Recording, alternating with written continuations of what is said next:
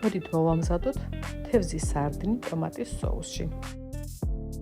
სანამ დავიწყებთ ვიდეო რეცეპტს, გამოიწერეთ, ჩემი ბურის სამზარეულო მოიწონეთ და გააზიარეთ. თევზის სარდინი გავასუფთავოთ, მოვაცალოთ ხერხემალი, მოვამზადოთ ფილე. შემდეგ ამოვავლოთ მარილიან და პილპილიან ფქვილში და კარგად შევბრაწოთ ორივე მხარეს ოქროსფრად ზეთში.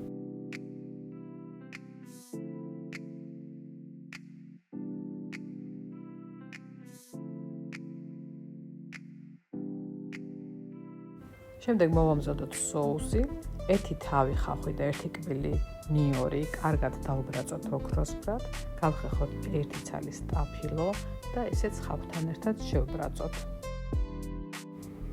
ორი სუფრის კოწი ტომატ პასტა გავხსნათ ერთ ჭიქა წყალში და დავამატოთ მომზადებულ შებრაწულ მასას. შემდეგ დავამატოთ მარილი, დაღერღილი წიწაკა და თევზის სუნელი. გემოვნებით, რა თქმა უნდა. ჩავაწყოთ შებრაწული თევზი, აურიოთ, ვადუღოთ კიდევ 2-3 წუთი და უგემრიელესი კერძი მზად არის.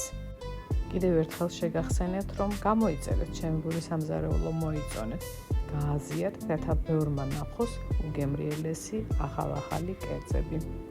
ველი თქვენს გამოხმაურებას, ნახვამდის.